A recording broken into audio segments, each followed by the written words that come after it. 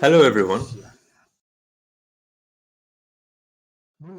Well, let's start with the fact that you know that I am not a doctor, but I've been studying sociology for a long time. And sociology is such a science, the subject area of which includes all other sciences, as well as the entire culture of society as a whole. Accordingly, all applied disciplines, mathematics, physics, the corresponding subcultures, as well as the subculture of healthcare and medicine that exist in society, they can be a subject for the study of a sociologist.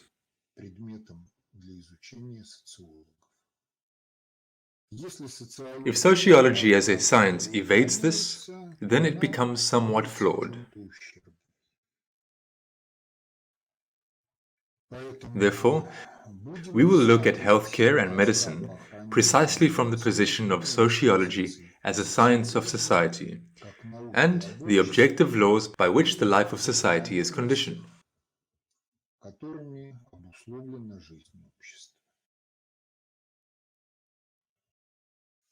To begin with, healthcare and medicine, these are just words. Moreover, if the term healthcare is intuitively clear, then the word medicine in Russian is a borrowing. And by virtue of this, its meaning is historically conditioned. That is, it can change from era to era.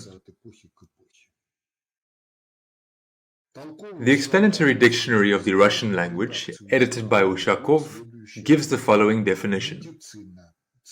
Medicine is a cycle of sciences about diseases and their treatment. That is, if everyone is healthy, then society does not need medicine. If people get sick, then medicine, correspondingly, is needed. Well, speaking of people, people are interested in being healthy. And even if we recall the cynical saying, "Who does not smoke or drink, he will die healthy," then if you free it from cynicism, it also has a deep life meaning. Because the transition to another world of a healthy person without suffering is much easier for himself and for those around him, rather than the same departure to another world, but under the impact of a serious illness that torments a person both bodily and causes some kind of psychological suffering.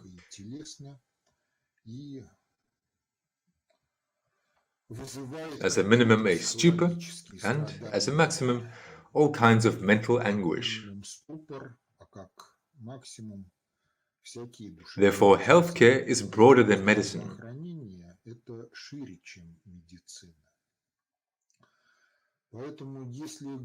Therefore, if we talk about healthcare, healthcare is a branch of science. Healthcare is a direction of state politics. Healthcare is a sphere of professional activity. And healthcare is one of the aspects of the daily life of all members of society and each individual personally. And healthcare in this sense encompasses medicine. Because medicine is only a part of the entire system, the entire subculture of healthcare, if there is one in society.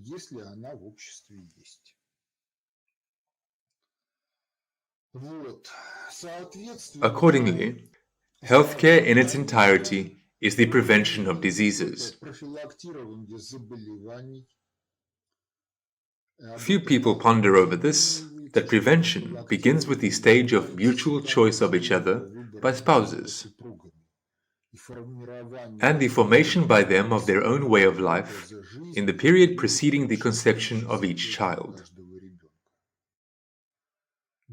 Further, prevention of injuries, both physical and psychic, treatment of diseases and injuries, if they after all did arise, restoration of the functionality of the body after diseases and injuries, and if this is not possible to the full measure, then the development and implementation of some kind of compensatory measures that, to a greater or lesser degree, can reduce the loss of the quality of life which has arisen as a consequence of illness or injury.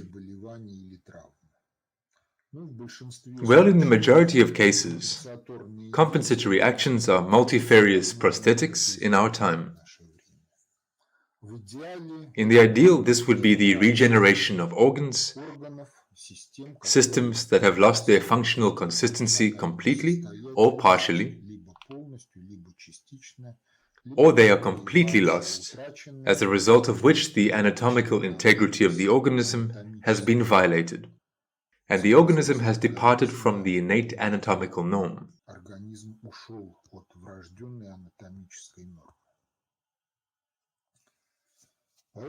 Therefore, precisely such goes the reality. And if we talk about our healthcare system, then there is some kind of medicine in it, but there is no healthcare as such.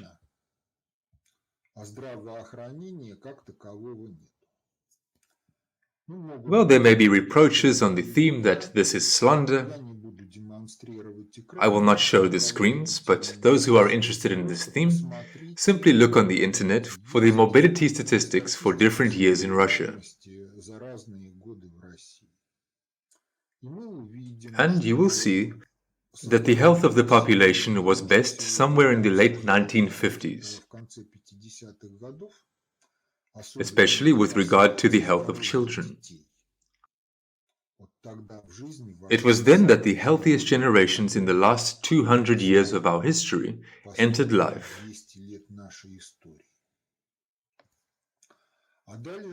And then a progressive decline in health begins.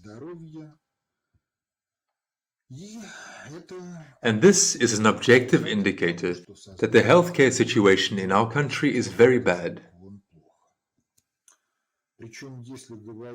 Moreover, if we talk about the state structures that are supposedly involved in healthcare, these are the Ministry of Health, Rospotrebnadzor, then what these offices do is not entirely clear, because, again, if we turn to the statistics of morbidity, to health statistics,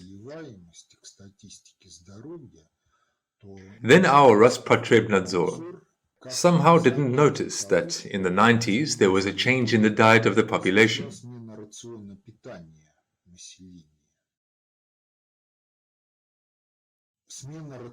The change in diet was accompanied by the fact that the food included products, including genetically modified ones, as well as many products which include stabilizer, preservatives, artificial colors, and who knows what.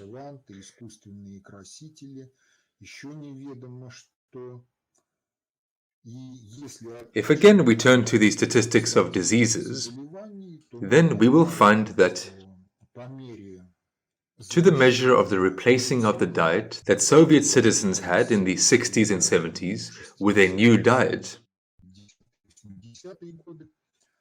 first of all, the statistics of diseases of the gastrointestinal tract began to grow.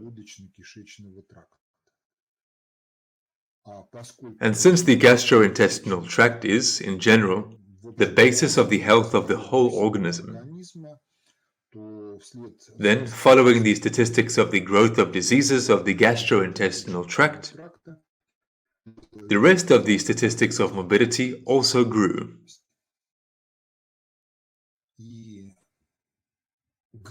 And somewhere by the beginning of the 2020s, statistics reached a plateau. But this plateau is not the result of healthcare successes, but the result of the fact that the population, in terms of biology, the biomass of the population, in some way adapted to changes in the diet.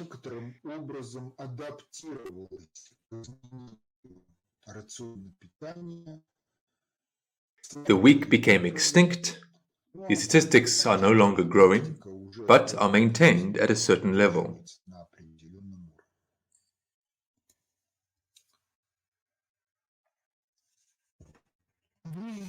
Well, we must understand that if we want to be healthy, then something needs to be changed.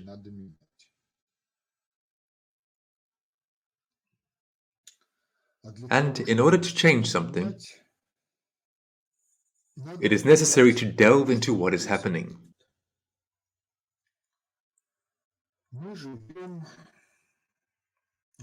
We live in general in such an era when the division of sciences has historically taken shape. Natural science and its applied branches, humanitarian disciplines that study man and the product of human activity, and if we delve into the consideration of the reasons for the division of sciences, we will see that in natural science, the problem of metrological consistency has been solved in one way or the other.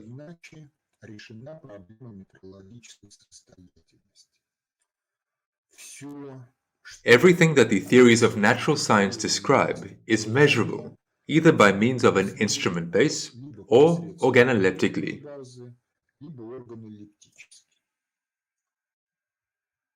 But what the humanitarian disciplines are studying is, in some cases, simply the inventions of humanitarians of past eras. One of the most striking examples is Lev Nikolaevich Gumilyov's theory of passionarity. Ethnogenesis does really exist, but it does not exist and does not flow in such a way as it is described by Gumilyov in the book Ethnogenesis and the Biosphere of the Earth. Among other things, sciences can be divided into two groups. Empirical sciences, they describe the facts that researchers have observed, and empirical sciences as a rule do not have a developed theory. They simply describe facts and interconnections. But why these facts take place? Why between the facts there are precisely those interconnections that they see, they cannot say. Because scientific theories that would express the objective laws of being and show how these objective laws manifest themselves in this or that concrete field. In empirical sciences either do not exist, or scientific theories of this quality are poorly developed. If we talk about the causes of the crisis in our healthcare, then the reason will be exactly in the inconsistency of scientific methodological support of healthcare and medicine as a part of healthcare.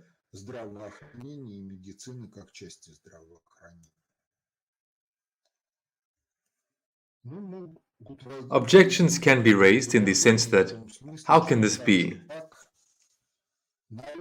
There is science, biology is studied at school, biology is studied in medical higher educational institutions, a lot of things are studied,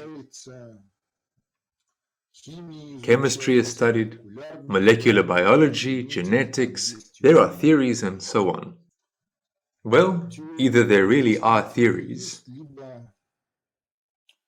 or the level of their development is insufficient for the activity to be effective. Besides, there is such a saying, he does not see the forest for the trees. And so, our medical science, it is precisely such that the forest cannot be seen for the trees. Moreover, by our time, it knows more than 20,000 diseases.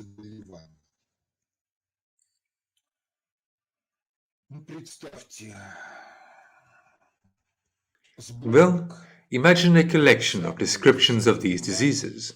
when at least 10 pages of text are allocated for each disease, 200,000 pages of text.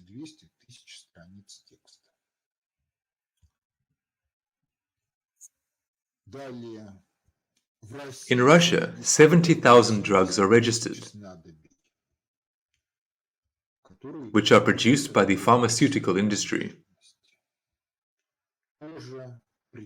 Also imagine that a description is given for each drug. This is another around 700,000 pages of text, if there are 10 pages for each drug. That is, in fact, no doctor is able to use this factological base. And accordingly, when we come to doctors, then if we were lucky, in quotes, and we are sick with frequent diseases, then the average doctor, who deals with the bulk of the statistical mass of patients' diseases, can say that, yes, we have seen this, it was treated like this. Medicine in Russia and abroad shows that if you use such and such pills, observe such and such a regime, then there will be either recovery or the disease will be driven somewhere into the depths of the organism, and if you support a more or less healthy lifestyle, then there will be no relapses. But if someone was doubly lucky, that is, he fell ill and the disease is somehow rare, then the problems will already be at the level of diagnostics. And all the factological knowledge that medical science has accumulated, in the majority of cases, turns out to be useless, precisely because in the psyche of a person, of a doctor, as a rule, that culture of sensory intellectual activity that allows you to quickly and correctly diagnose is absent. There is no hardware that could be connected to the problem. And on the basis of objective data from the patient's analysis, would reveal the diagnosis with a high degree of accuracy. Moreover, there have been publications on the theme that artificial intelligence also does not cope with the diagnostics of a self-learning system. But this is a different theme, a theme that no longer relates so much to medicine and healthcare as to the very thematics of creating artificial intelligence and its use in various spheres of activity, including healthcare and medicine.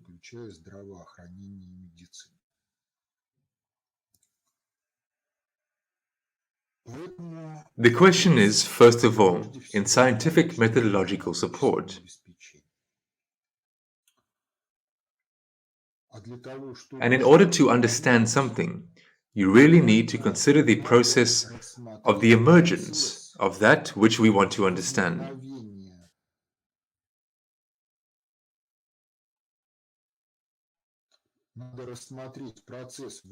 This means that we must turn to history and see what happened in the historical past.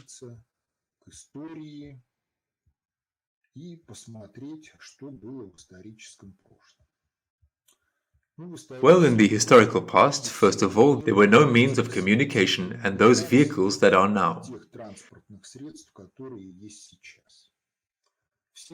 By virtue of this circumstance, in the early stages of the development of civilization, all cultures developed in general independently of each other, and each of them had its own need for improving the health of the population, for curing of diseases.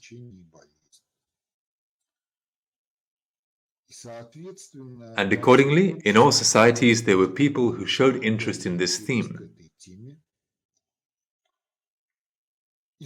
studied the problems, and took some action in order to prevent diseases and treat diseases and injuries when they arise.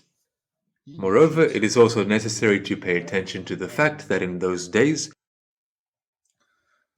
there was no ambulance service, and accordingly, folk experts who were versed in questions of healing or worked in this practice, they were not always quickly available.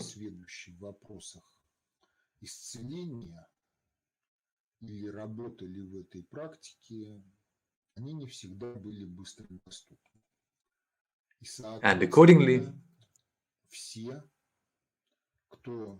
everyone who lived, they were personally interested in not getting sick and not being injured, because in the event of illness or injury, the first task they face was to survive until the moment the healer comes to you, or until they take you to the healer.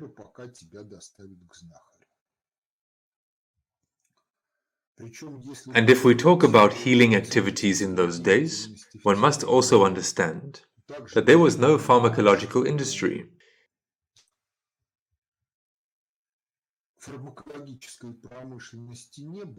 And people used primarily improvised means, trial and error, and also on a whim.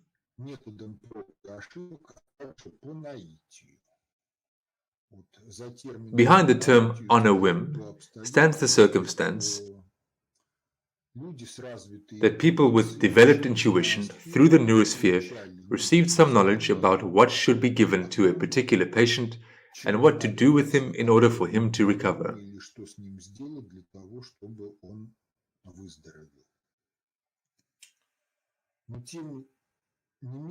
Nevertheless, everyone was interested in being healthy. And such a position, which is now characteristic of very many, that I live as I live, if something happens to me, then there are doctors who must somehow sort out the whole thing.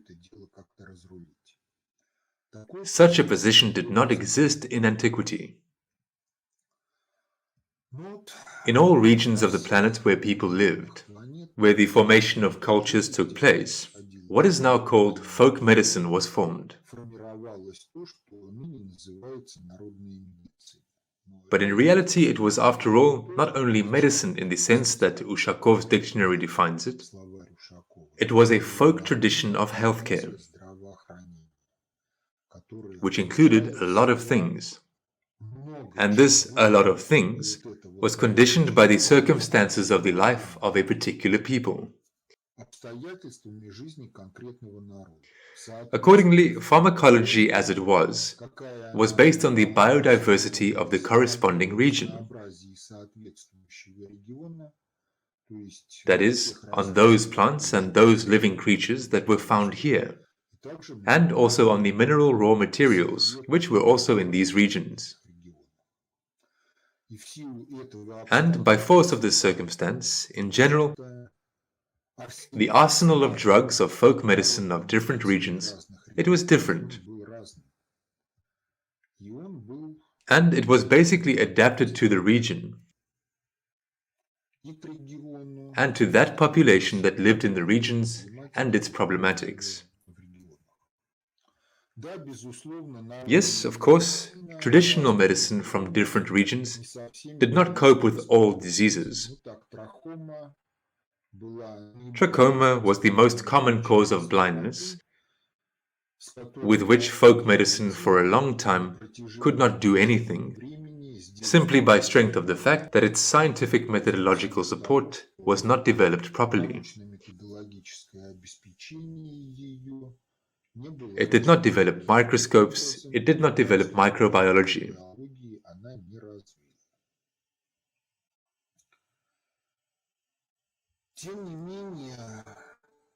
However, we are now looking at traditions of folk medicine as a whole from the positions of professionals who have received a standard medical education and from the positions of popular science literature, film programs and speeches of medical professionals on YouTube, on the internet, and other places.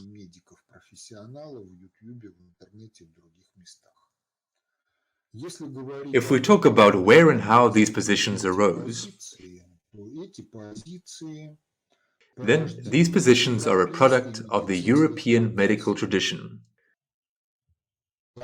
It is perceived by many as the only correct, only effective medical tradition that exists in mankind.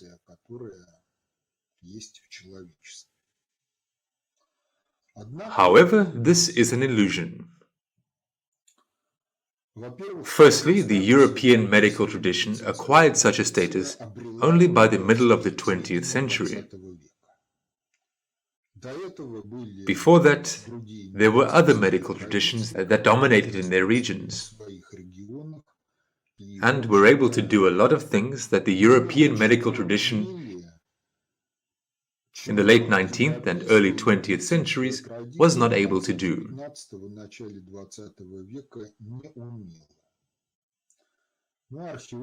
Archaeologists find skulls with traces of trepanation. Or search the internet for a picture of a skull with a gold plate.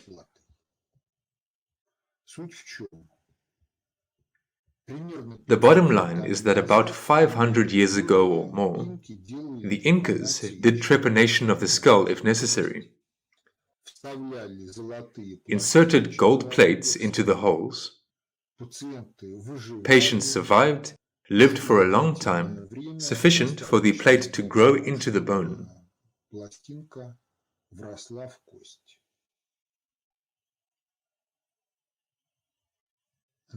Well, you yourselves understand that the Incas did not have X-ray machines, microscopes,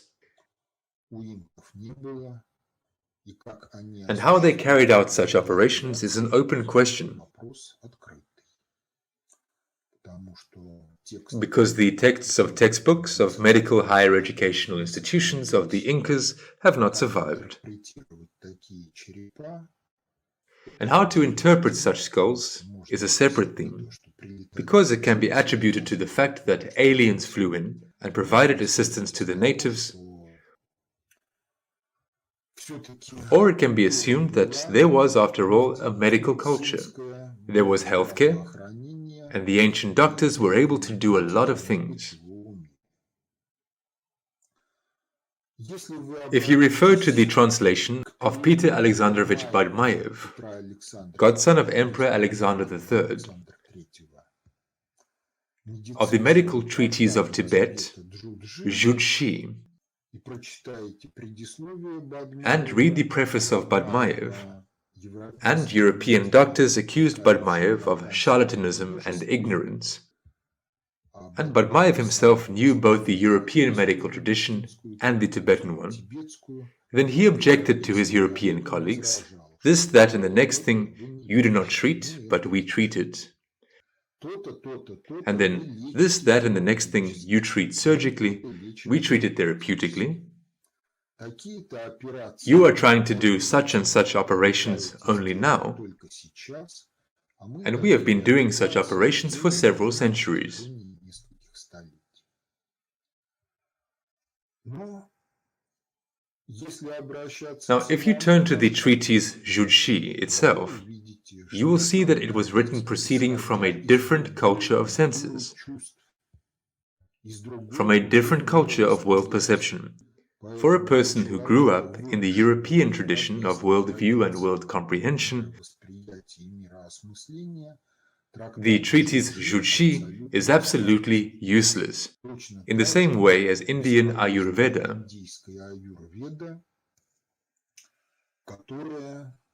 which also carries knowledge stemming from a different culture of worldview and world comprehension.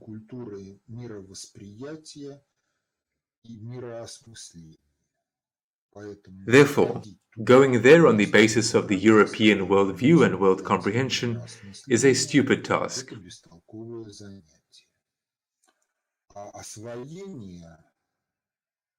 And the development of that culture of senses and the culture of world perception, which was expressed in the treatises Judshi and Ayurveda, this is a separate theme,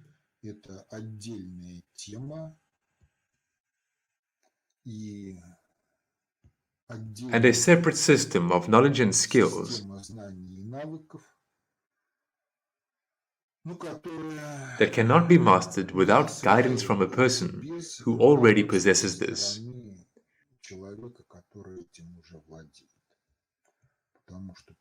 Because in its essence, it is psychological hacking. That is, unauthorized from above access to those possibilities that are inherent in the human organism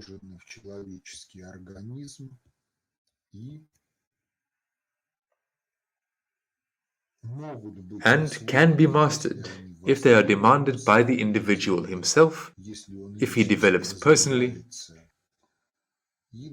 and there is a sanction from above, or he will go through the path of psychological hacking under the guidance of some guru from this or that yoga, thanks to which the superpowers and possibilities of a different perception of the world are revealed,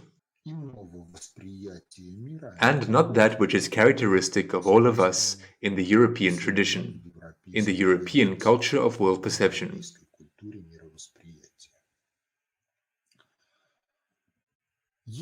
If we turn to the history of European science, we will see that originally European science developed in conflict with religions.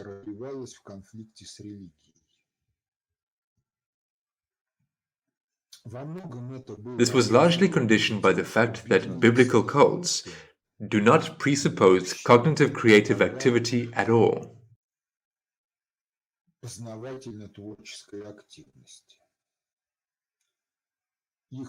Their main task is to keep in ignorance, either directly, as is characteristic of orthodoxy, or in more sophisticated ignorance, when science in one way or the other is defective and unreliable, and does not give an idea of the entire depth of creation, of the entire depth of objective laws that are inherent in creation. And this is the circumstance that left its mark on the development of the entire European medical tradition. If we turn to life as such, and correlate the world perception of a person with life, then we will see that the optical range that we see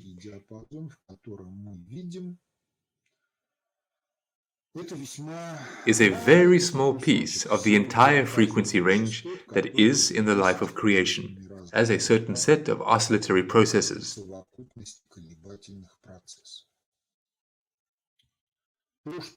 What we hear is also a very narrow range.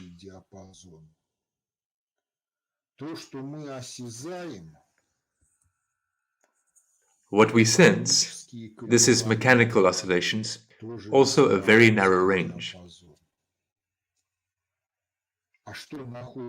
And what is beyond the boundaries of our organoleptic perception, it objectively exists,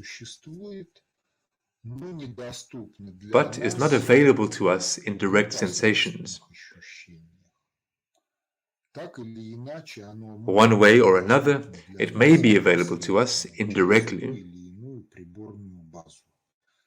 through one or another instrument base, starting from telescopes, radio telescopes, some other telescopes that will be created, that deal with mega objects such as stars, galaxies, planets, galactic systems, or microscopes at the other pole of perception, which in general are already invading the internal structure of atoms. And in all this, there act objective laws thanks to which creation exists. But with the peculiarities of our world perception, our world understanding is also connected. Because what we perceive precisely as substance. We see and feel substance. We perceive certain oscillations of substance as sounds. But what we do not see and do not feel, it exists, but outside of our perception. And although it is outside of our perception, it exerts an impact on what we perceive with our sense organs.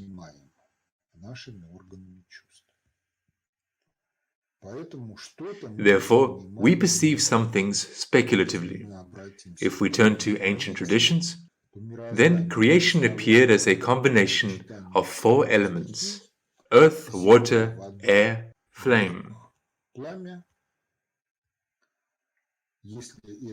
And if this is correlated with modern physics, then this is substance in a solid crystalline state, substance in a liquid state, substance in a gaseous state, substance in the form of plasma.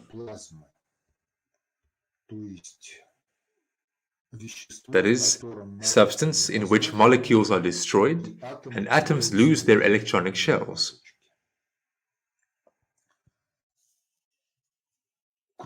Besides these four elements, there was spirit. Spirit is not substantial, but it also exists objectively, something that permeated substance in all its forms, and impacted substance, governed it. That is, governed its movement, governed the processes of transformation of substance from one form to another.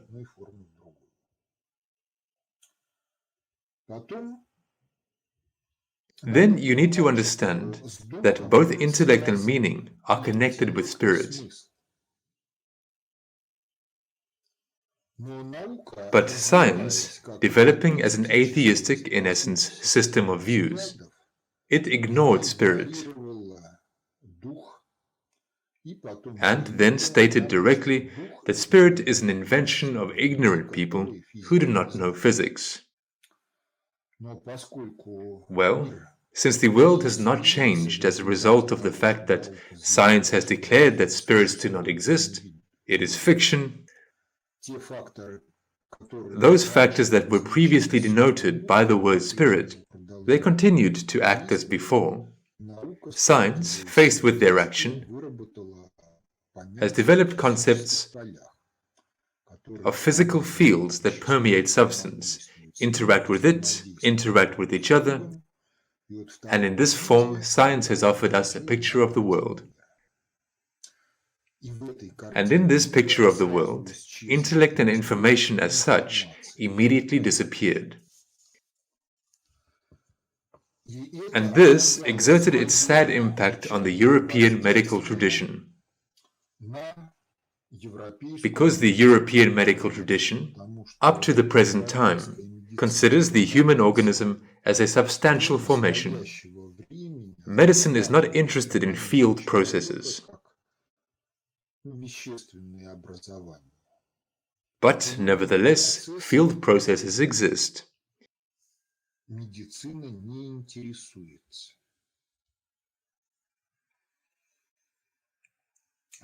And in non-European medical traditions, they do not ignore field processes, simply naming them differently.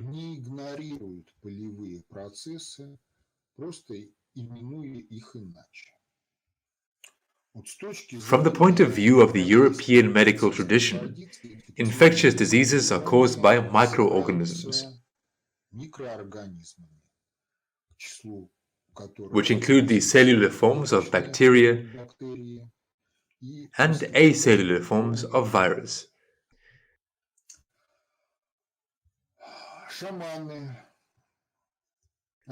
Shamans, one of the activities of whom was healing, they knew nothing about viruses and bacteria by reason of the absence of microscopes.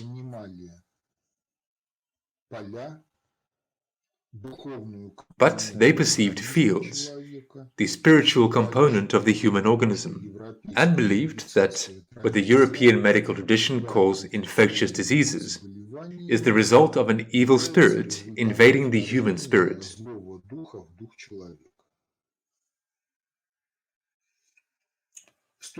From the point of view of the European medical tradition, this is blatant ignorance and fiction. But if to look at this dispute from the point of view of physics, then all atoms emit something, molecules emit, cells consisting of molecules emit, tissues in the composition of the organism also emit something, the organism as a whole, as a collection of cells with a certain genome, characteristic concretely for this organism, also emits something. But along with this, the organism is a habitat for a plurality of microorganisms and viruses.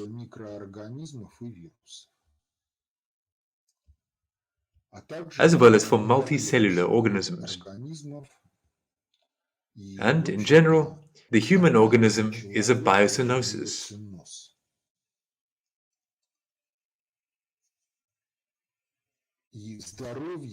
And the health of a person is the health of the biocenosis. And thus, this biocenosis is made up of human cells that are genetically identical to each other and genetically different cells of other micro and macroorganisms that live in it, as in a habitat.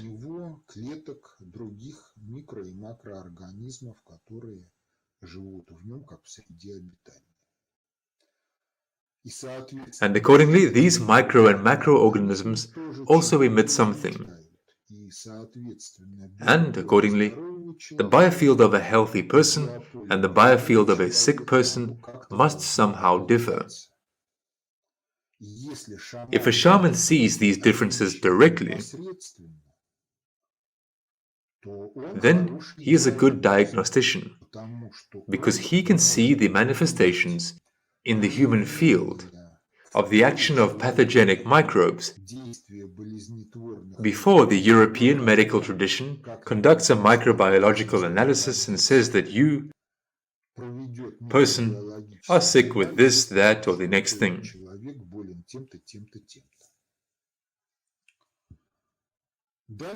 Further, the question arises about the field impact.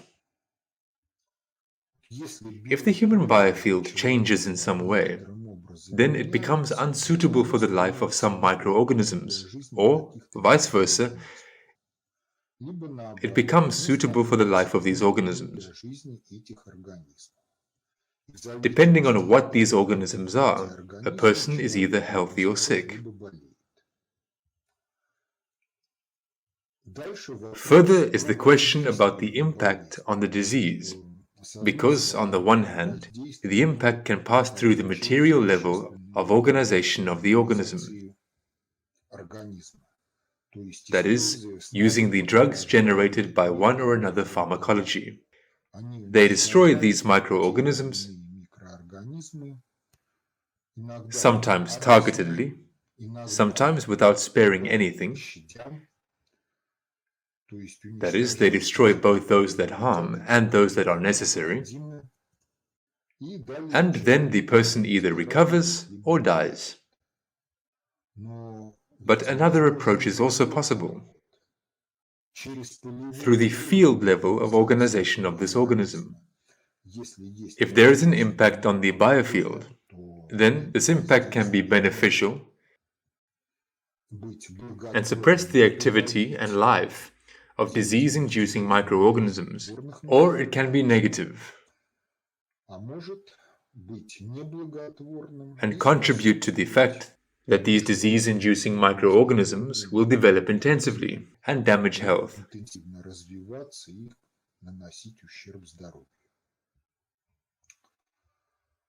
That is, questions about the biofield component of the organism are those questions that the European medical tradition has been ignoring for many centuries up to the present day.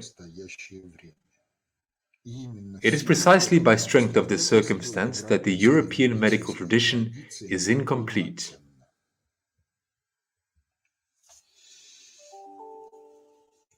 In essence, it has reached a dead end, because it is not engaged in curing, not healing the human organism,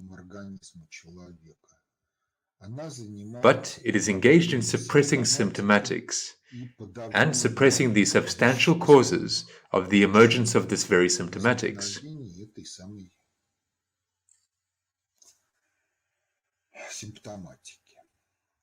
This is a dead end, because the European medical tradition is developing in the mode the forest is not visible for the trees. And the human organism, especially human society, this is a forest. Further, if we talk about healthcare policy, then you see, there is also one more aspect. A narrow specialist. He is dangerous for others, precisely because he does not see the interconnection of his narrow subject domain with all the other subject domains of science and practice. And if some positive result is achieved in his subject domain, then he does not ponder on the fact that this positive result in other subject domains may be accompanied by some kind of damage. And accordingly, a broader view on the theme is a view through the prism of many subject domains and their interconnections.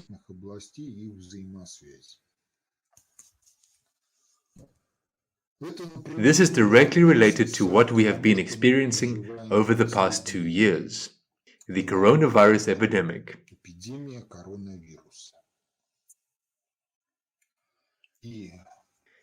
And we are offered vaccination as an alternativeless means to liquidate this epidemic.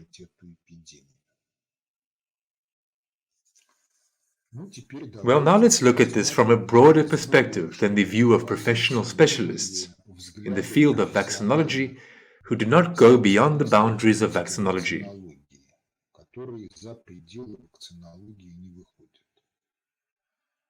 To begin with, any vaccine is not a saline solution, which is the basis of blood, and the introduction of which into the organism in acceptable doses is guaranteed to be harmless if the saline solution and means of administration are sterile.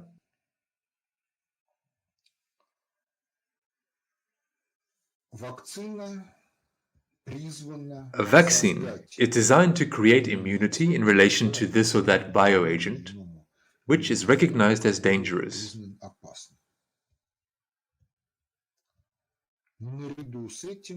But, along with this, a vaccine brings some side effects. And not all of these side effects can be beneficial.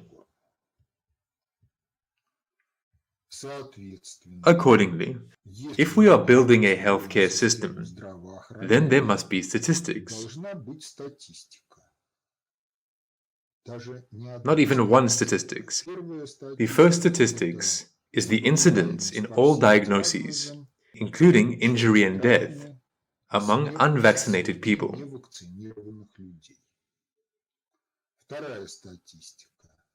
The second statistics is the incidence in all diagnoses, including injuries and death, among people who have received one or another vaccination. The question may arise, why do I propose to include injuries in both statistics? The answer is simple. If the vaccine affects the activity of the nervous system, then the higher nervous activity will flow somehow not as it should.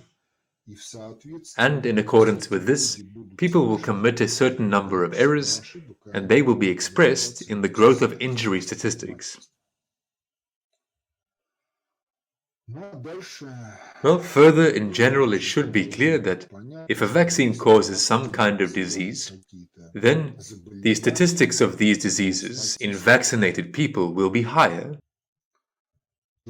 than the statistics of these same diseases in those who are not vaccinated.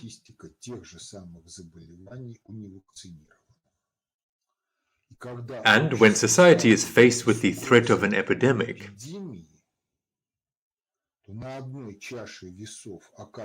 then on one side of the scale, is the direct and indirect damage that is expected from the impact of the bioagent that generates this epidemic. On the other side of the scale is the damage caused by mass vaccination.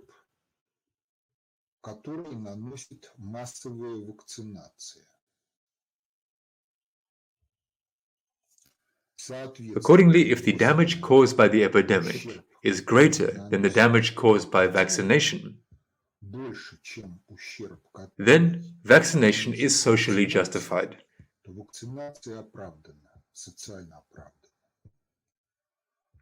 But if we talk about the attitude towards vaccination on the part of a separate individual, then the separate individual, as a rule, is interested in how to live on. And he doesn't care what he dies from a bioagent that causes an epidemic, or from the fact that he was unlucky and his organism is not able to go through vaccination without harm to him.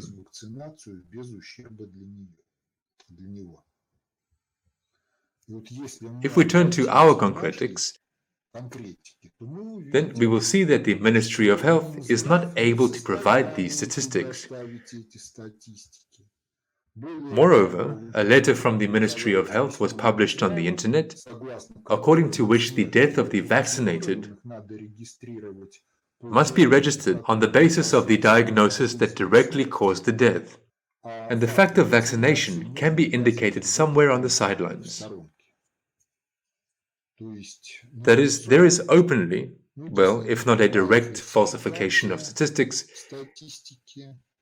then an explicit manipulation of statistics with the objective of demonstrating the effectiveness of vaccination as such.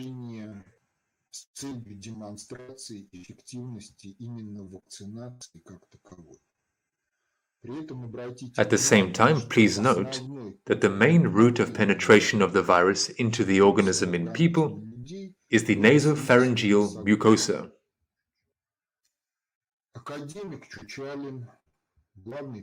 Academician Chuchalin, the chief pulmonologist of Russia, already at the beginning of the coronavirus epidemic, said that it was necessary to flush the nasopharynx and named the drug that can be bought at a pharmacy and allows to reduce the threat of infection to the organism to a vanishingly low level. Even if viruses got on the mucous membranes,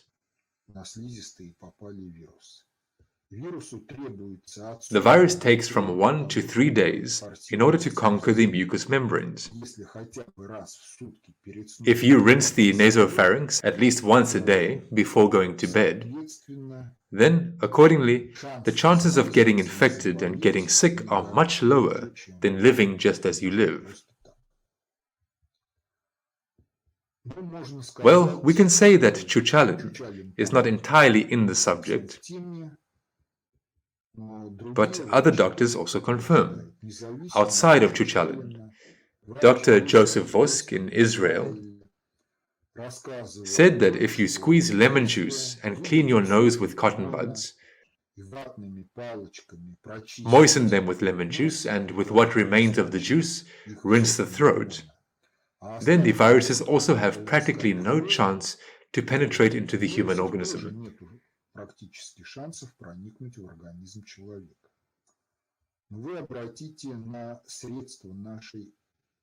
Pay attention to our mass media. There is actually an advertisement for vaccinations, but nothing is said about hygiene products, with the exception of masks. But at the same time, they are silent about the fact that 2 hours after the mask has been on a person's face, it already passes as medical waste of the second hazard class. The fact that vaccination was carried out, including in shopping centers, and Dr. Ryedko, Doctor of Medical Sciences, in one of his speeches said that the vaccination room cannot be certified if there is no resuscitation nearby. But this is an indicator of the fact that vaccination, in the form in which it takes place in Russia, now is primarily a commercial event that has a very distant relation to the protection of the health of the population. Because if vaccination were a component of the complex policy of the state in the liquidation of the coronavirus epidemic and the protection of the population from it, then besides vaccination, there would be a lot more, and the vaccination itself would be differently carried out. Well, in particular, when people in a queue for a vaccine accumulate in one place, then such congestions of people are precisely those foci where a massive infection occurs. And then doctors begin to tell that the vaccine is good, and those who died of coronavirus after vaccination, they were vaccinated against the background of an infection that had already taken place. Well, who organized the vaccination in such a way that people can become infected while waiting in line for an injection? After all this could have been organized differently. To draw up, as here on the electoral lists, a checklist of people, those who are subject to vaccination, draw up a schedule, contact them and offer to come at a convenient for them time, which can also be agreed upon, and receive an injection. The bulk of the population would agree to this variant. There would be no queues, no crowds, and vaccination would take place with much less damage. Because many people say that in their social circle, the life of the vaccinated turned out to be harder than the life of the unvaccinated, up to mortality.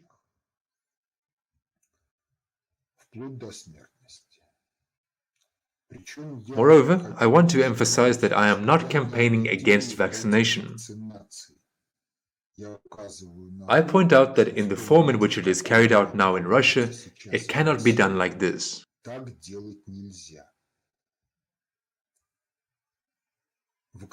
Vaccinations are truly essential when dealing with epidemics.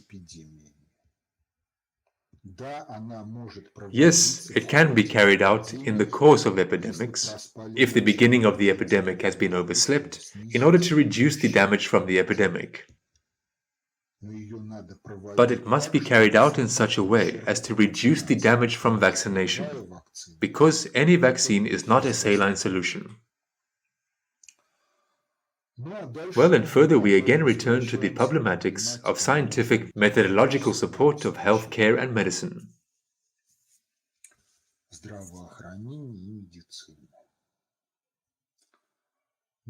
Well, I showed that medicine and healthcare are in conflict with physics, because everything that concerns the biofield component of human life, the biofield component of health, is completely ignored by medicine.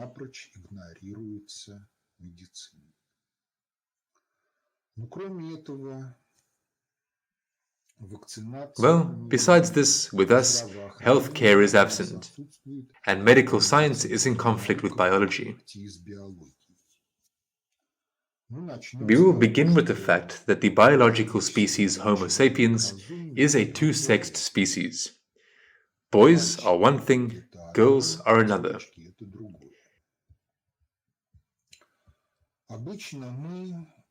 Usually, we see in two-sexedness only a way of reproduction of a biological species in the continuity of generations.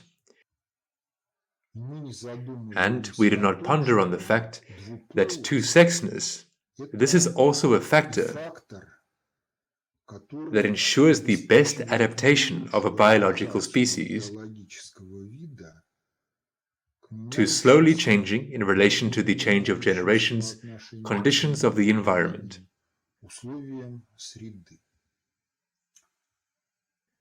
And the functions of the sexes in solving adaptational and evolutionary tasks are also different.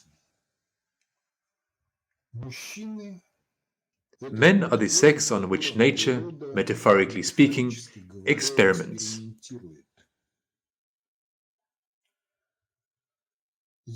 There are successful solutions, there are unsuccessful solutions, but by strength of the fact that nature experiments on men, the average life expectancy for men is less than the average life expectancy for women. At the same time, there are more centenarians among men than among women. The range of the power of the psyche as an informational algorithmic system is also greater in men. Therefore, there are more idiots among men than among women, but there are also more outstanding intellectuals among men than among women.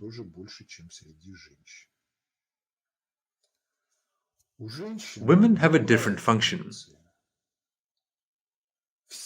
All successful developments, as well as some of the unsuccessful developments, are genetically recorded in female representatives. That is, adaptation and evolution makes its way through the variativeness of men, and all developments as achievements, as that level to deviate from which in development is not possible. They are recorded by the female sex.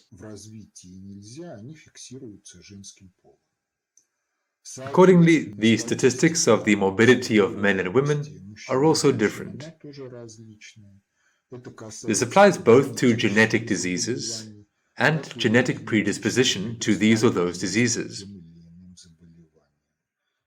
as well as to the statistics of diseases that are conditioned by interactions with the environment. Therefore, there is a saying, where Maria bends, Ivan breaks. Well, in general, if we go from biology, then medical science, in a certain way, should take this into account. In the aspect of diagnostics, in the aspect of providing medical care, and in the aspect of preventing these or those diseases.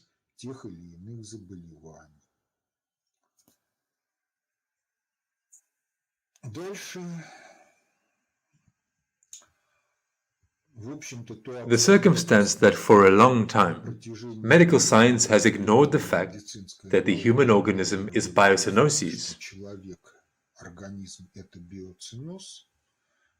is also a conflict of medical science, not only with physics, but also with biology. This is the given that we have. And this given, in general, obliges us not to rely on the opinion of professional doctors, especially narrow specialists, but to take care of our own health in a certain way by ourselves.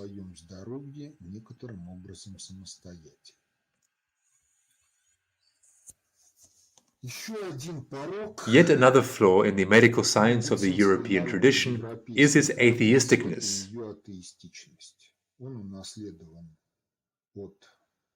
It inherited it from the conflict between science and biblical cults from the time of the Middle Ages.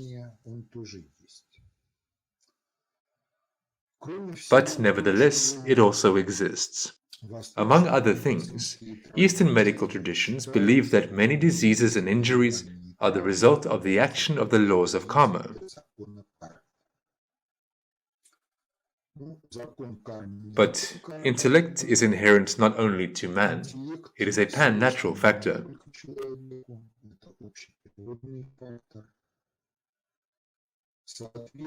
Accordingly, informatics should become a part of natural science, which studies informational algorithmic processes outside of human society.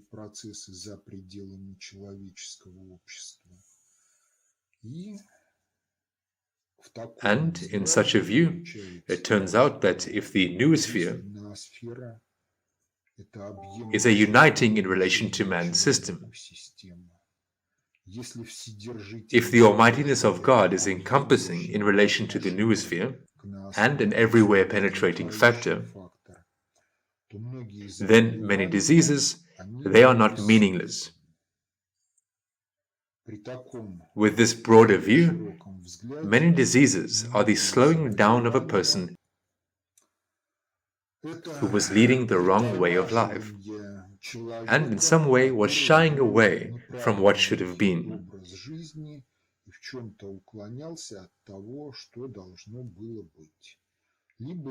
Or this is the prevention of some of his far from correct aspirations that can harm other people, interfere with their personal development, or cause damage to the biosphere as a system as a whole.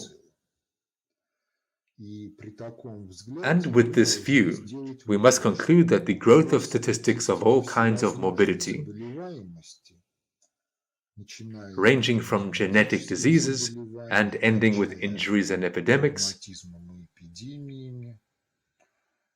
is the result of the fact that the global civilization, in its development, has deviated somewhere in the wrong direction.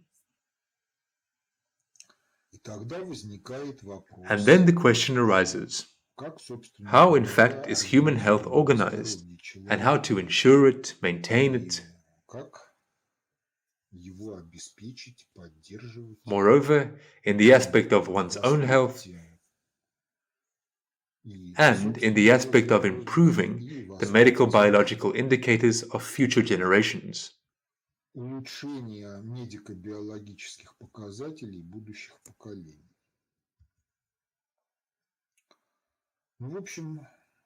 In general, it all starts with the prehistory of conception. If we look at the biographies of relatives in several generations,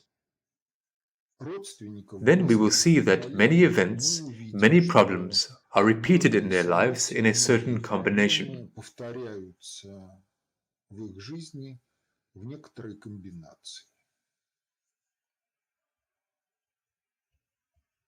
Well, the view from the position of atheism is such. All this is accidental and accordingly meaningless. If we recognize the noosphere as a factor of being, then all this is algorithmically and meaningfully purpose consonant. That is, both one's own health and the improvement of the health of future generations, it begins with a recomprehension, a re-evaluation of the meaning of one's own life, the life of human society, the life of mankind as a whole.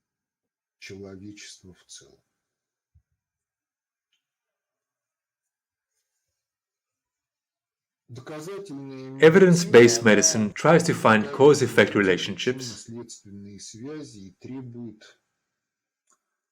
and requires repeatability of the result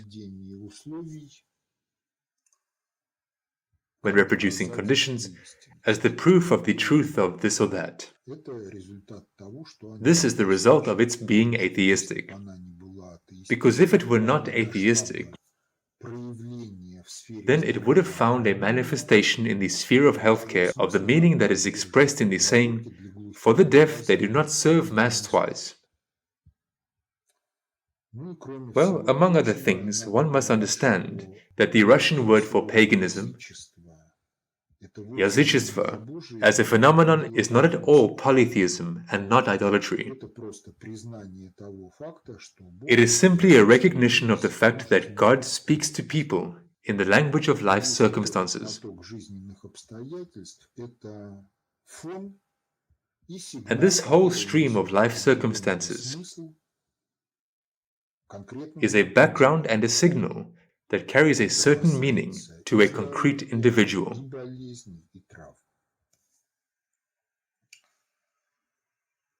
This applies to health, illness, and injury.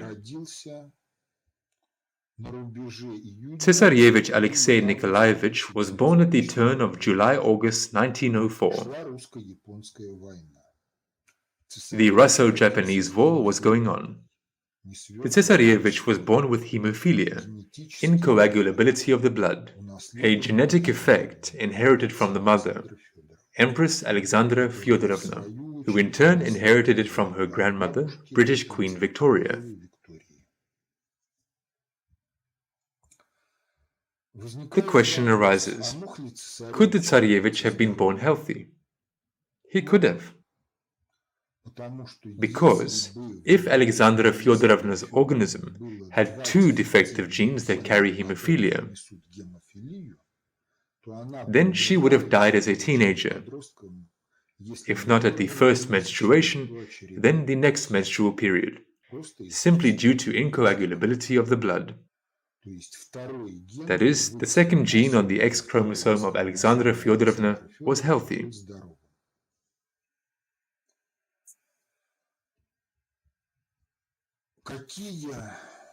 What kind of meaningful everyday reasons can there be for a defective gene in the genome of the Tsarevich? If we rewind history to 9 months before his birth, then we will find that in St. Petersburg at that time, there were negotiations between Japan and Russia on the settlement of the conflict of colonial interests of both empires in Korea and North China, which were then considered by both powers as objects of colonization.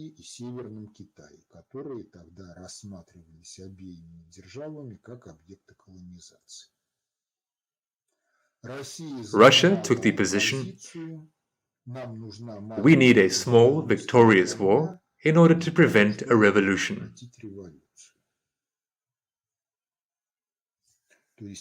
That is, Russia factually sabotaged the negotiations. And it was precisely Russia's sabotage of these negotiations that became the reason that led to the Russo-Japanese War. Russia behaved so impudently because she was confident that she was able to defeat Japan without too much straining. Small victorious war. Nobody thought about it. Nobody foresaw such a defeat that would show the systemic inconsistency of the empire. But nevertheless, according to folk tales, the Tsar is the father of the people. And accordingly, the Tsar, as the father of the people, is obliged to take care of the blago of the children, that is, the people. Well, if the Tsar pursues a policy in the style of, we need a small victorious war,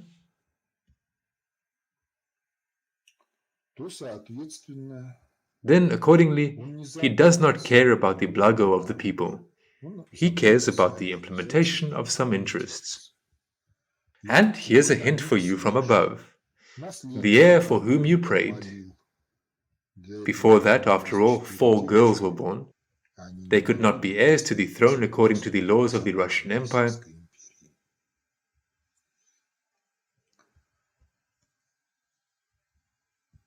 Here we go, here is an heir for you. But he is sick with hemophilia, incoagulability of the blood, and so you must take care that the blood of the people does not flow in vain, just as you care about every drop of blood of your heir son.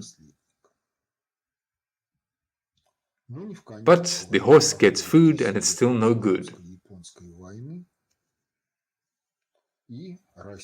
10 years passed from the Russo-Japanese War, and Russia was drawn into the First World War of the 20th century. In fact, was defeated in it as a result of a coup d'etat, I emphasize, staged by liberals pro-Westerners. And if they had stayed in power, then Russia would not exist now.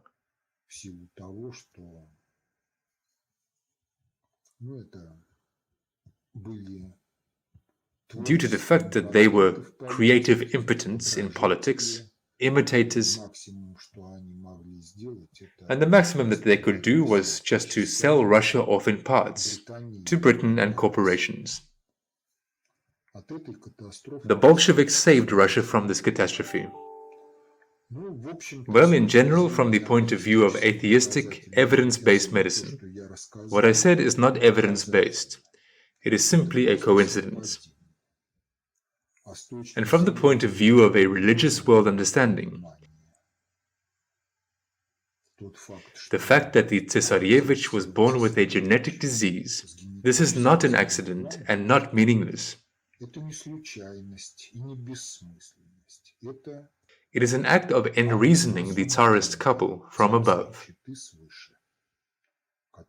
which, however, did not lead to the desired result due to the fact that orthodoxy cultivated ritual and not faith of a living person towards living God.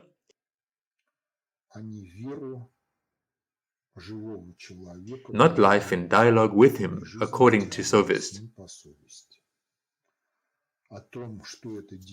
About the fact that this is really so, you can read the memoirs of the Grand Duke Alexander Mikhailovich, a friend of Nikolai II from childhood, and his uncle. In his memoirs, he writes about the indelible impression that the first confession made on him at the age of 7,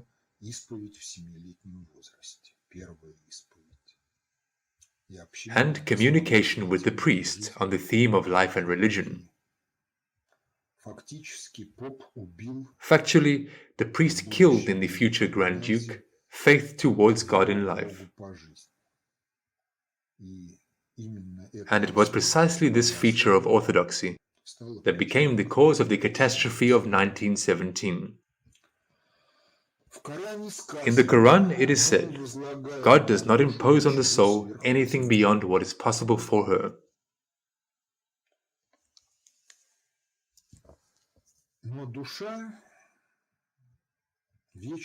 But the eternal soul of a person, she comes into the world, she comes into the body. The body is created by the parents in accordance with the lifestyle that they lead. And if we talk about genetics, then in accordance with the aspirations that are characteristic of the parents. If parents do not strive for what they should, if they lead a vicious way of life,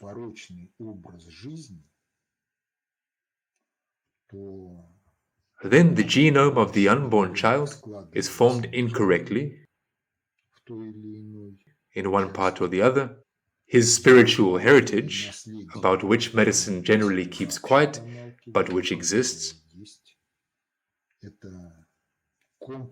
it is a complex of interactions between the organism with the noosphere of the planet, with the egregors of the clan, with the egregor of the people, with the human segment of the noosphere of the planet. This component is also formed in far from the best way. And as a result, it turns out that this Quranic phrase, God does not impose on the soul anything beyond what is possible for her,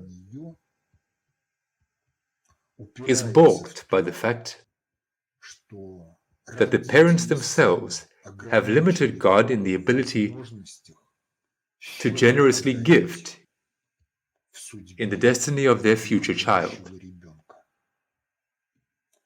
And nevertheless, not a single creed characterizes this as a sin before God. Although by their wrong way of life, wrong aspirations, the parents themselves limit God in the ability to gift a child in destiny.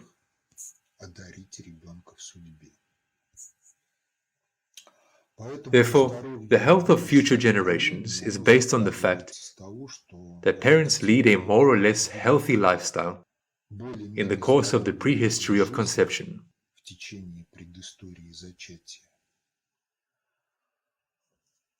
Before the prehistory of conception, that they do not try to deceive themselves and others, that is, marriage should not be a marriage of convenience. There should be sincere love that brings people together, after which they form a couple. The couple leads the right way of life, strives for the right one, and as a result, conception occurs in the best possible way, as a result of which God can gift the child in his destiny to the maximum.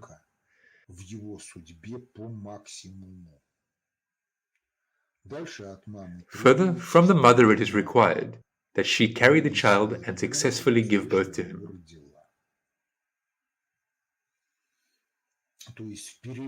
That is, in the period of pregnancy, the mother should think first of all about the child, and not about all kinds of everyday fuss.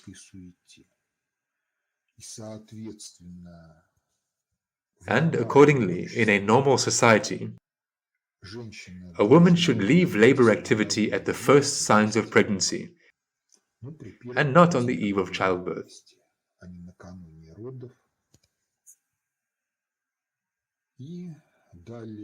And further, in general, it is necessary to understand that natural conception and natural childbirth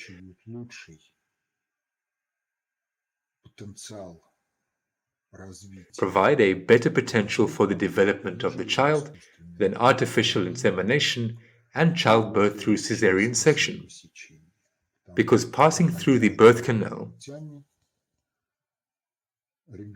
the child receives what he does not receive otherwise. During the passage through the birth canal, various processes in the organism are activated. Precisely during the passage through the birth canal. If the passage through the canal is absent, they are not activated. But from the point of view of the European medical tradition, this is all mysticism. This cannot be because it is not evidence-based. This is not directly evidence-based, but it can be calculated through statistics.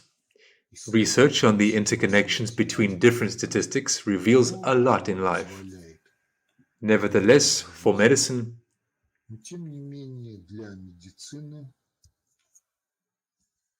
the study of statistics is not a theme that should be dealt with. Perhaps for a practicing doctor, this is really not the theme. But for the Ministry of Health, this is exactly the theme that it is obliged to deal with. For Rospotrebnadzor, this is also the theme that they are obliged to deal with.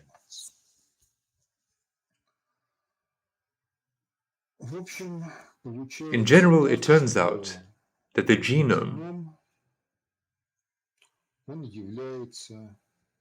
is a kind of factor that programs life expectancy under ideal conditions,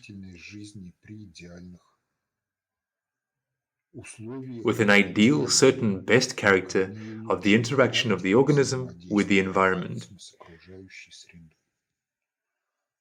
That is, the biological resource of the organism is genetically laid down as the maximum life expectancy, with the best interaction of this organism with the environment in which there are two components, natural and socio-cultural artificial environment.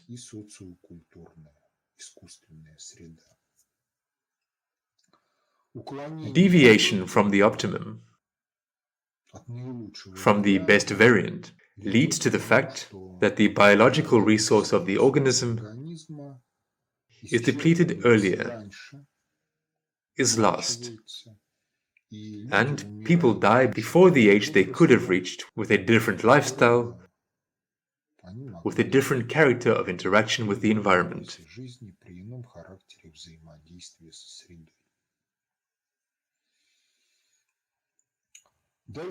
Then it turns out that the destiny of a person is multivariate.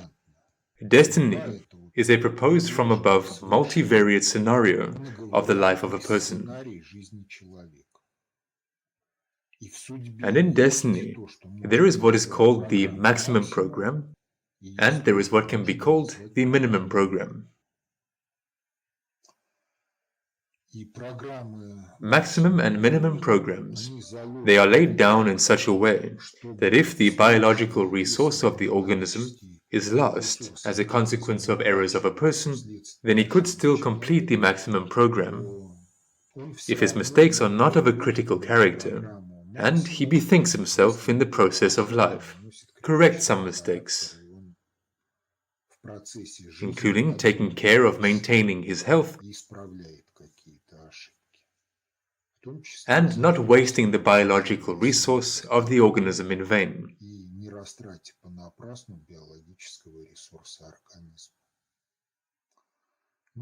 Well, there is a minimum program that a person must complete, can complete even making a multitude of mistakes within the boundaries of a certain critical maximum. If he exceeds this critical maximum, then he dies without completing the minimum program.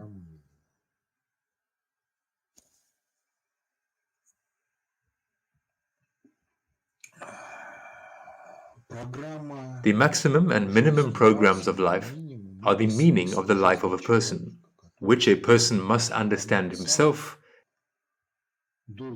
must choose his share in the providence of the Almighty. So, destiny and share in Russian in a number of contexts, these are synonyms, precisely because destiny is a share in providence that a person takes upon himself. And since God is not a tyrant and not a villain, then, in general, a person should be healthy.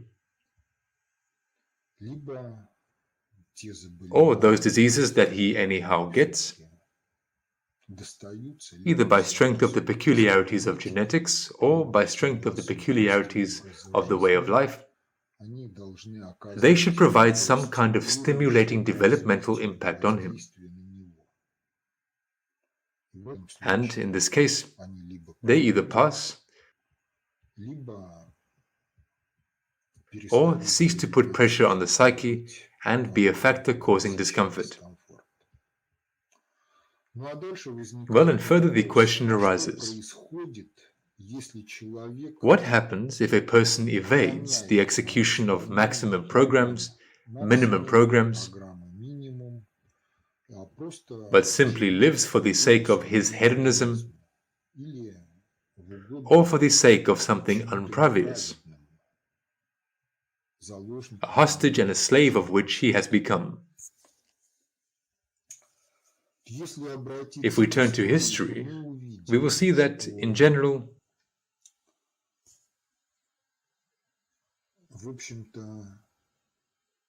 rather, well, if not a lot, then there are known cases that form a certain statistical mass, and the essence of them is such that people escaped death in some kind of catastrophe.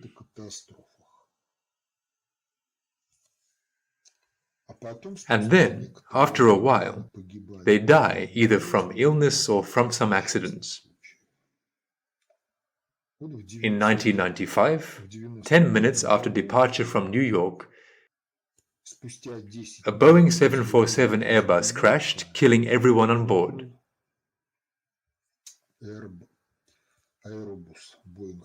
Almost 300 people. The cause of death was a short circuit in the wiring in the area of the fuel tanks in the center section.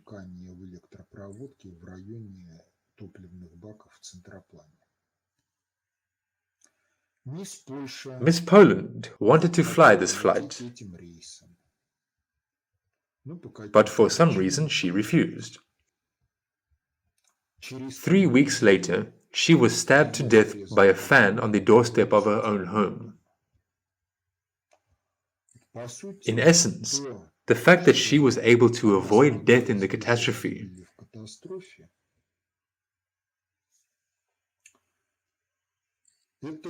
this was for her a final wake-up call on the theme that she needed to rethink her life and aspirations and begin to live differently.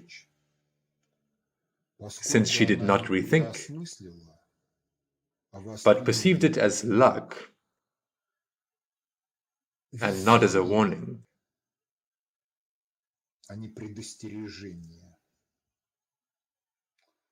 another program of self-liquidation was realized. This is one of the many examples that make it possible to understand that each person carries his own death, premature in relation to the exhaustion of the biological resource of the organism.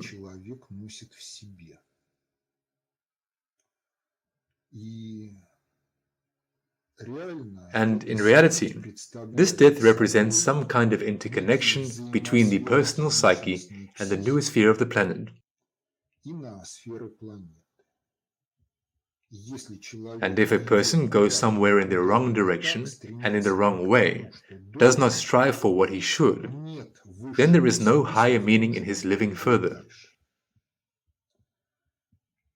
And he himself activates some programs of self-liquidation of his organism, which are partly localized in his psyche and partly localized in the noosphere of the planet.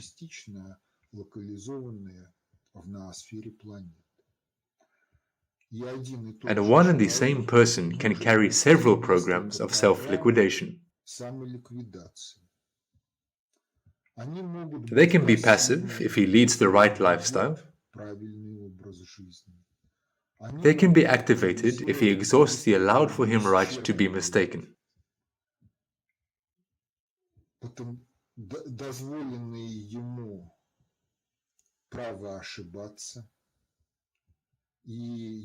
And if there are several such programs, then they can compete with each other. Compete for the right to kill this person.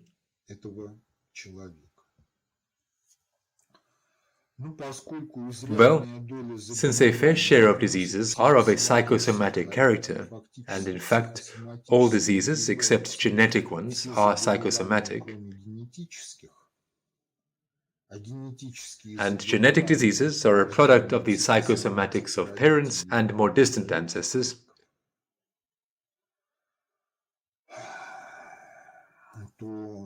then, in general, psychosomatics can begin to work towards self-liquidation of the organism.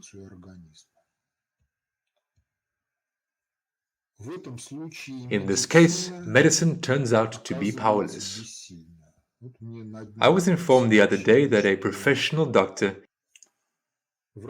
investigated the statistics of the destinies of people who have been in intensive care.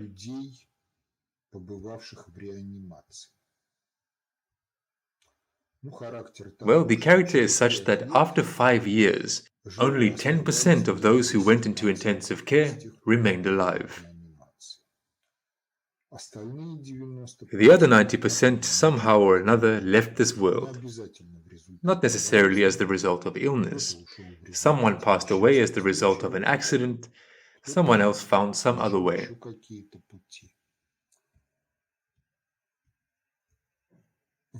In general, this is also just coincidence from the point of view of evidence-based medicine. As one of our pro-vaccine epidemiologists put it, there is no evidence that precisely vaccines cause these side effects.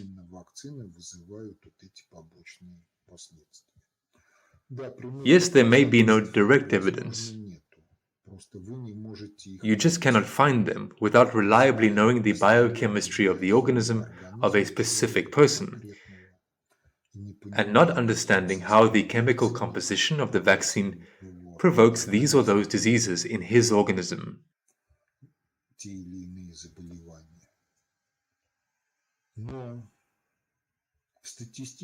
But statistical interconnections exist.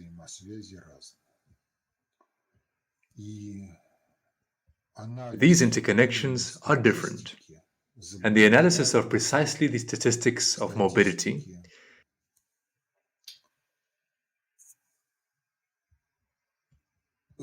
statistics of morbidity and lifestyle, statistics of morbidity, injury, and grievously conditioned ethics.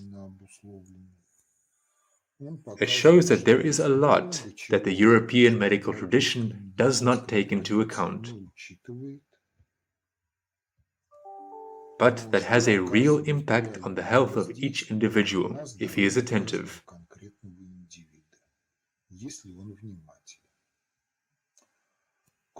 Among other things, in all societies there were and are people who are characterized as mystics. Yes, of course, among such people there are possessed, bedeviled people, there are dreamers, there are psychically ill, but there are also those who can reliably diagnose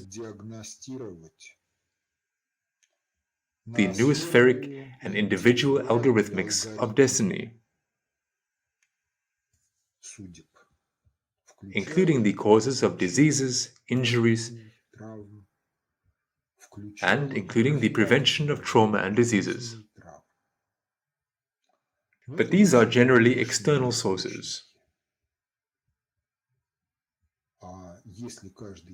And if each person thinks that at birth he was given health and it must be protected all his life,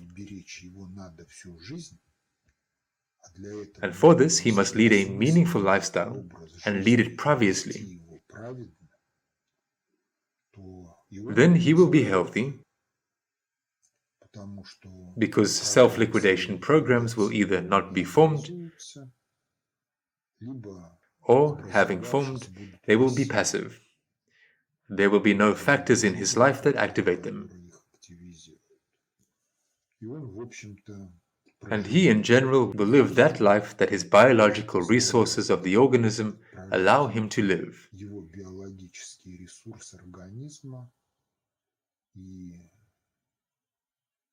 And his life will be meaningful, happy, full-fledged, regardless of what circumstances the era offers. Because if the circumstances of the era are severe, and it would seem it is impossible to live happily in it, then it is impossible to live happily in it only for an atheist and an egoist.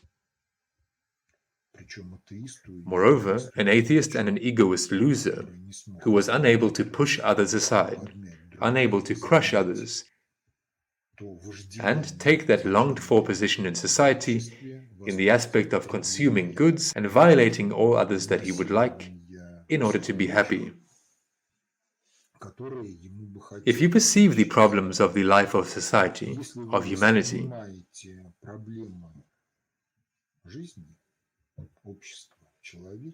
it simply means that you have been given the opportunity to contribute to making the life of future generations better than the life of present generations and the life of past generations.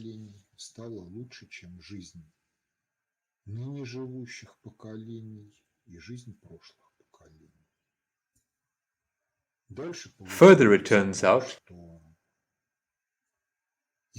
that of all social institutions, the main one is the institution of the family, because all other social institutions have branched off from it.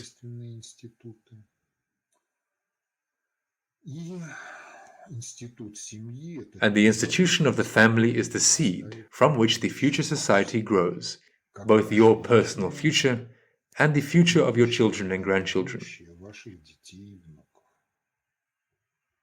But more precisely, our children and grandchildren, because all children are our grandchildren. And juvenile justice is not right. Every person is obliged to take care of other children. And juvenile justice is not right in that it insists that from the moment of birth, the child and the adult are equal in rights. They are not equal in rights. And the responsibilities are different, because the only right of the child is the right to personal development. And the main responsibility of adults is to ensure the possibility of the realization of the right to personal development of their children and of other children.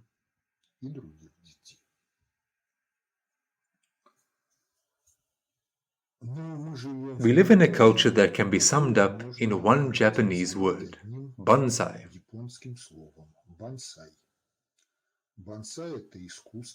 Bonsai is an art aimed at how to prevent a large and healthy tree,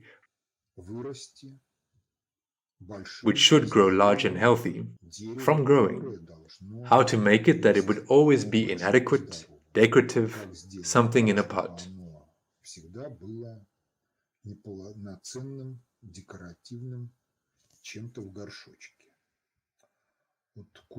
So the culture in which we live, the culture of other contemporary societies, they are characterized by this very word, because they are aimed at suppressing and perverting the personal development of each and every one.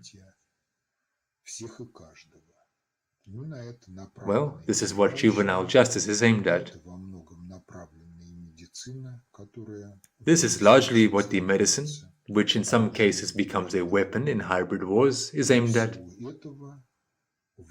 And from all of this, in general, only your personal activity and the activity of the institution of the family supported by you can strategically protect, because the institution of the family is the main institution. Further, there is such a theme as age-related changes. The European medical tradition believes that age-related changes are the norm. But the word norm, in general, can be understood in two ways. A norm is a standard that must be implemented. Anything that does not fit into the norm is a deviation from the norm. The second understanding of the word norm is that a norm is that which is characteristic of the main statistical mass. Everything that is not typical for the main statistical mass is all sorts of margins. That is, what is outside. And these concepts of the norm, they do not always coincide. Because if we talk about the norm, then a person should be healthy throughout his life, from conception to death, at an age close to the genetically set life expectancy.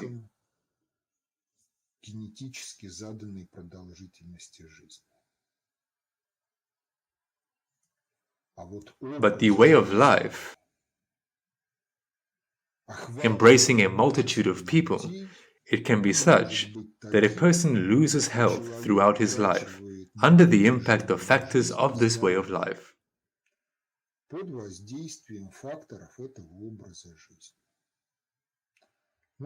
If we talk about our way of life, then such factors are hypodynamia,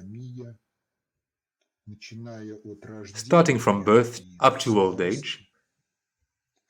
There is nowhere to move in the apartment. Children have nowhere to play or to run in the city. If there is no movement, there is no development of the body. There is no development of the body. A defective body cannot carry a full-fledged psyche. Further, there are vicious traditions, smoking, drinking. Both are genetic poisons.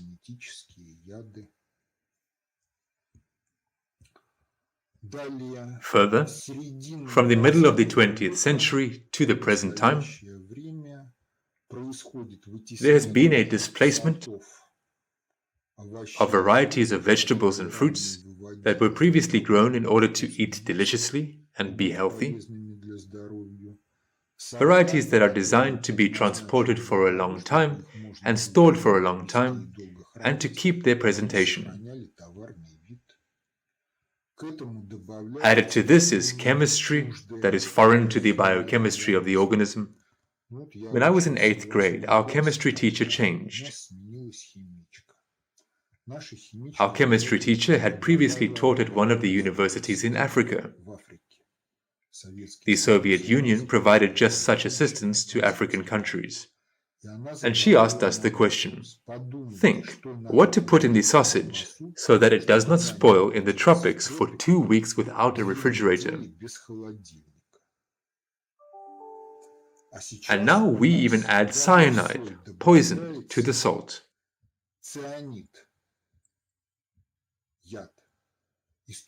And from the point of view of our Rospotrebnadzor, this is permissible, because it does not kill for 3 days or so. Indeed, roughly speaking, from the point of view of our Rospotrebnadzor, if it kills within 3 days, it is poison. If it does not kill within 3 days, and then a decade later some diseases appear, then diseases are age-related changes, but not something that is caused by all kinds of E2, E4, and so on, which Rospotrebnadzor allows in the diet.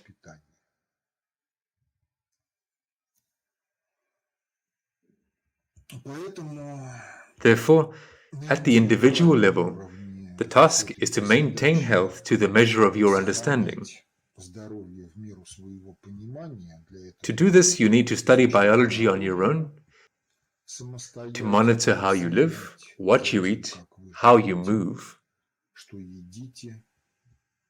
with whom and how you communicate, and for what reason.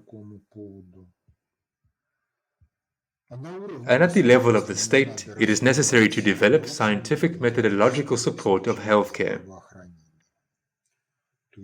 That is, a medical textbook of anatomy should include the section Biofield Anatomy.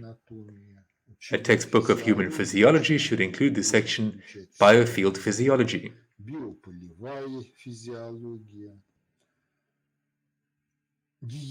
Hygiene is not only clean hands and boiled water, but also biofield hygiene. Health is not only ourselves.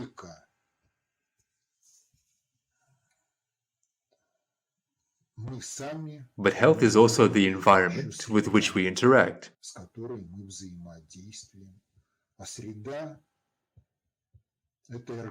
And the environment, this is ergonomics, that is the mutual correspondence of household items, technology, the environment as a whole, physiology and psychology of man. Ergonomics should be taught in medical higher educational institutions and every engineering higher educational institution that creates something that we use.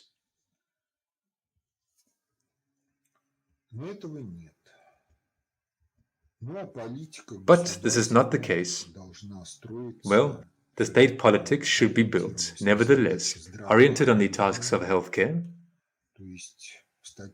That is, the morbidity rate should fall during the life of one generation, and, moreover, during the life of many generations, that is, in the continuity of generations. If this is not the case, there is no healthcare in the country, and to one degree or another, the state power is anti-people, because it is unable to ensure the reproduction of healthy generations and the health improvement of the population in the continuity of generations.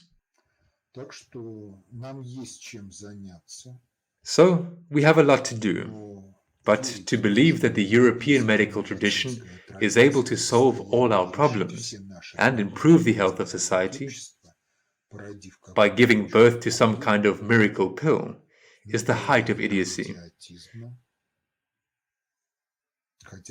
Although certainly, whichever medicine there is in critical situations is better than a complete absence of medicine, at least from the point of view of a living person, although from the point of view of the eternal soul, everything can be quite different. So that's about it. Thank you for your attention. Be healthy. Create your own health, the health of your children, grandchildren, and everyone around you in a meaningful volitional order. Help them in this.